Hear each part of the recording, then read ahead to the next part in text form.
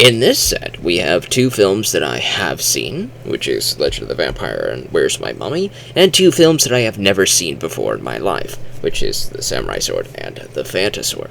So this was still a good pickup either way.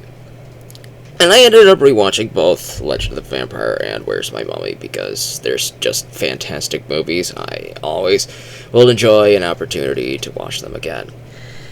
Legend of the Vampire is, I think, the fifth one, which means it's after the original four revival era of the films, and they changed the outfits back to their original outfits. But I guess the timeline's still kind of the same, because they met the Hex Girls. The Witch's Ghost events are still kind of canon. The Hex Girls return in this one, and they do perform a couple songs. They're very short, and I kind of wish they actually did perform full-length songs, because they're pretty fun. And I wish the Hex Girls actually had a little bit more of a role in this, other than just a glorified cameo, but I'm still happy to see them at any rate.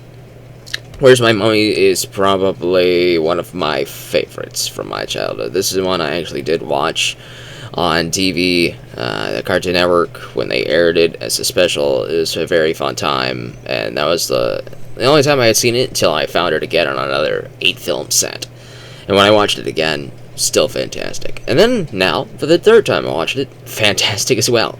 Where's My Mummy is a little encapsulated, perfect little story that encapsulates what Scooby-Doo is in a way that many films tend to rush through or just don't get quite as right. Now, all the Scooby-Doo movies for me are fun. I enjoy all of them. It's just some are better than others. And Where's My Mummy is one of those that are better than many of the others.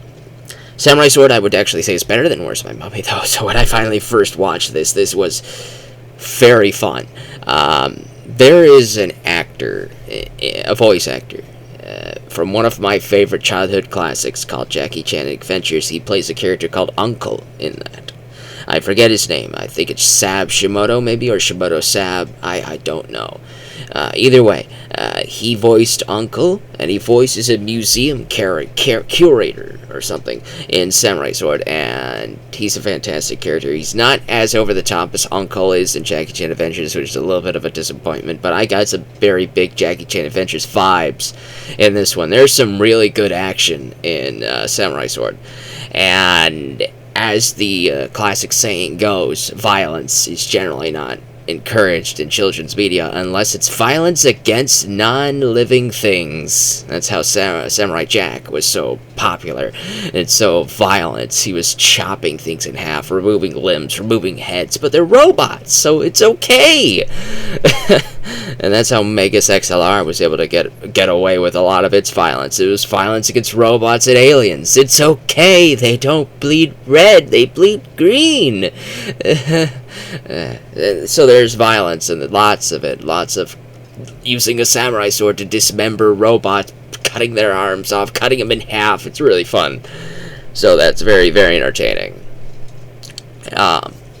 The Phantasaur, though. Ooh, okay. So I watched this Shaggy meme years ago that involved Shaggy beating up a bunch of bikers in a restaurant or something. I never knew where that was from, but that sparked a Shaggy meme where Shaggy was like this hidden, extremely powerful, extremely capable dude that's just scared. His only inhibition, his only weakness is being scared of everything, but if he was not scared, he would actually be the strongest character in the entire series, and it's true. And when I finally watched this movie, this is the movie where that scene is from, and I was very happy to see it. The Phantasaur has a very good character arc for Shaggy. Character arcs are normally things that these movies tend not to really explore too much. Frank and Creepy explored a character arc for Fred, and I think that's from the same time period of films. It has that same animation quality to it. I think it was during the Mystery Incorporated era, but I could be wrong about that. Either way, Mystery Incorporated was also a very good, innovative period for Scooby-Doo. Fantastic period, fantastic show. And this movie was also fantastic. I'd say it's the best in this set. It is easily one of the most memorable things, especially because of that Shaggy scene. It's definitely something that you should not miss. I would say that this 4-film set is one of the stronger sets of the sets that I have collected. Obviously, the 8-film sets are probably the best ones because you're getting 8 Scooby-Doo films, so when you're getting 4, you're only getting 4, but there's still 4 really strong entries. I'd say the weakest entry is Legend of the Vampire, but I'd still really enjoyed Legend of the Vampire. It's one of the better ones, whereas My Mummy is a solid one of the upper tier ones. Samurai Sword, surprise hit, loved it, definitely upper tier. Phantasaur, definitely one of the top tier ones that I've seen. So yeah, you could do far worse than this set.